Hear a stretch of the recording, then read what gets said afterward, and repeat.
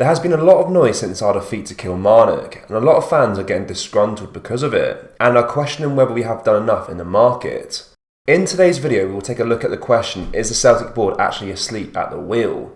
Whilst also going over all the latest Celtic news from the last 24 hours. But first, make sure you hit that like button, and subscribe to the channel for more Celtic content. In a new development surrounding Celtic's Japanese midfielder Matata, reputable journalist Stephen McGowan has revealed that talks regarding a contract extension are not dead. Contrary to previous reports, Matata and his representatives want to delay any further contract talks until after the transfer window is closed. This move suggests that Rao might be carefully weighing up his options before making a decision. McGowan also writes that Rao was offered a significant amount of money to move to Saudi Arabia, but money isn't what's driving the talented midfielder. Unlike some players, financial incentives won't be a big factor in Rao's decision-making process. The Japanese midfielder is ambitious and sees himself staying in European football, a clear indication of his focus on his career and personal development. Currently, Matata is out with a calf injury and isn't due back to training until September. His absence from the pitch has only added to the intrigue surrounding his future with the club. As the transfer window draws to a close, the situation with Matata remains one of the most closely watched stories at Celtic Park. With the club's management keen to secure his future, and the player's ambition to stay in European football, the coming weeks could prove decisive. Celtic fans, the question now is, should the club look to keep a hold of Rao until next summer? His talent, ambition and commitment are undeniable, but the decision to delay contract talks adds an element of uncertainty. The ball is in Celtic's court, with his current deal not running out until 2026. I'm here again to win and to look to see if we can do something in Europe. These were the words of Brendan Rodgers in June, as he was unveiled as the Celtic manager for the second time at the press conference. However, following the club's Scottish League Cup exit to Kilmarnock, and a transfer window that has seen first-team players such as Jota and Carl Starfelt head for Parkhead exit, the question arises, just how ready are Celtic to make an impact in Europe? Eyes will be fixed on the Champions League group stage draw in Monaco next week, but rather than feeling optimism about the club's European campaign, Celtic fans could be forgiven for dreading the prospect of this injury-ravaged side lining up against the best the continent has to offer.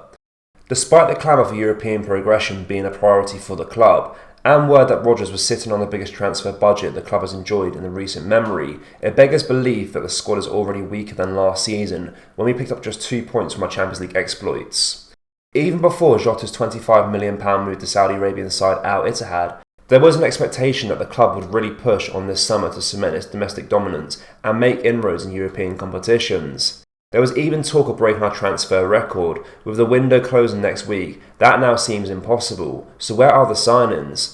With the exception of Mark Nowacki and Gustav Lagerbilk, the majority of the club's signings have been made on potential alone, with no real expectation that they would be first-team starters. Even in Lagerbilk's case, he will be demoted to the Parkhead bench as soon as Cameron Carter-Vickers returns from injury. Every signing has been under 23 and clearly acquired with a view to the future. It is evident that the club requires a new number 1 goalkeeper. Joe Hart has been a great servant to the club for the past 2 seasons, and is a key figure to remain with the dressing room, but the 36-year-old is coming towards the end of his career, and it was time he was moved to backup to deputise for a younger and high-quality goalkeeper. Earlier in the window, Celtic were linked with Croatian goalkeeper Dominik Livkovic, yet nothing has transpired with the Dynamo Zagreb goalkeeper now set to join Fenerbahce. Some journalists have speculated that the board is refusing to sign a goalkeeper until one of Hearts, Benjamin Zigres and Scott Bain exits the club, but given we have already moved on Vasilis Barkas and Conor Hazard, the refusal to sign a new goalkeeper is inexcusable. Just as surprising has been the refusal to even try to replace a player of Jota's quality. Of course, it's extremely unlikely we'll find a player as good as a Portuguese winger. After all, that's why he commanded a £25 million fee. But with just days left of the window, the lack of creativity in our wide positions is an alarming concern. Maida has excellent pace and determination to be dangerous on the counter-attack, or act as an outlet when we need someone to get us up the park, but he is unable to take on a man and fashion chances from nothing the way Jota did. As for Abada, he is great at getting into goal-scoring positions from out wide, but again in terms of providing the creative spark, he is not on Jota's level. Another area of concern is right back. Whilst Alistair Johnson has been sensational since his move to Celtic from the MLS in January, when he is injured, the drop-off in quality is evident. It's something we may be able to get away with in the Scottish Premiership, but strength and depth is crucial to having any hopes whatsoever of remaining in European competition past Christmas. Even if Celtic had cruised past Kilmarnock in the League Cup, the stark facts about an underwhelming transfer window would have evidently been laid bare sooner or later. It's clear that the transition to Brendan Rodgers' way of playing is going to take a little bit of time, given how ingrained Ange Postecoglou's style of the play was among the squad. But it's only right that when the club is sitting in perhaps its best financial position ever, the manager is backed in the transfer market to make that transition easier, with the club remaining successful domestically and on the European stage. Since January, we have lost Giakoumakis, Juranovic, Jota and Starfelt. That's 4 players of real quality, and it is patently obvious that the board has been asleep at the wheel.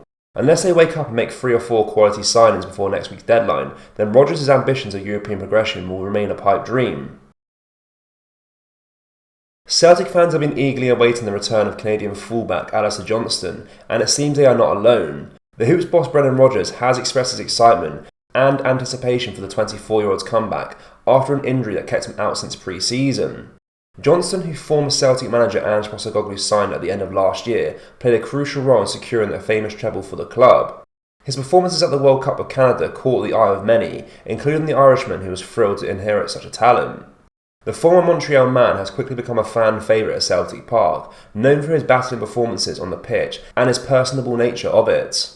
His absence has been felt, but Rodgers' recent comments have given fans hope.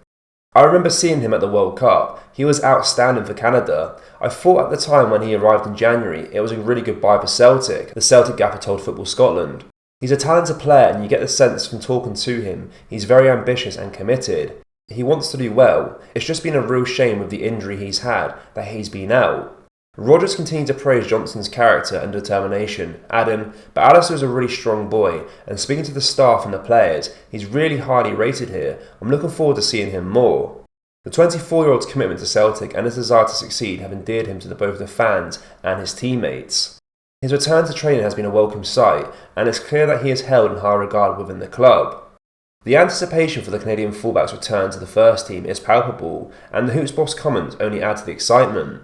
Celtic supporters can take heart in knowing that one of their favourite players is on the mend and eager to contribute once again.